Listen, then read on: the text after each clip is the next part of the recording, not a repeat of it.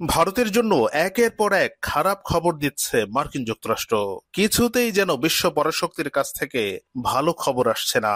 এবার যুক্তরাষ্ট্রের ভিসা নিষেধাজ্ঞায় পড়েছে ভারতের বিভিন্ন সংস্থা। অবৈধ অভিবাসনে সহায়তার অভিযোগে ভারতের একাধিক ট্রাভেল এজেন্সির মালিক, নির্বাহী ও কর্মীদের উপর ভিসা নিষেধাজ্ঞা জারি করেছে মার্কিন যুক্তরাষ্ট্র।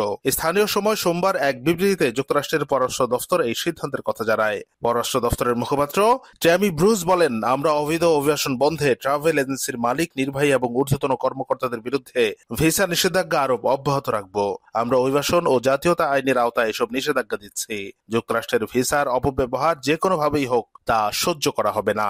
এই পদক্ষেপ যুক্তরাষ্ট্রে অবৈধভাবে অবস্থানরতদের ফেরত পাঠানো এবং সীমান্তে নিরাপত্তা জোরদারের অংশ হিসেবে নেওয়া হয়েছে। তবে কতজন ভারতীয় এই নিষেধাজ্ঞার আওতায় পড়েছেন কিংবা তাদের পরিচয় কি সে বিষয়ে এখনো বিস্তারিত কিছু জানা যায়নি।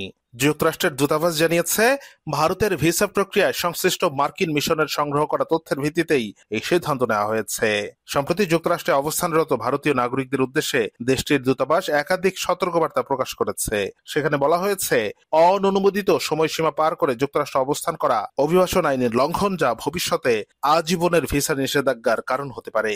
এদিকে মার্কিন সীমান্ত নিরাপত্তা সংস্থাগুলোর দাবি, ভারতীয় অভিবাসন প্রত্যাশীদের একটি অংশ মেক্সিকো সীমান্ত ব্যবহার করে যুক্তরাষ্ট্রে প্রবেশের চেষ্টা করছে।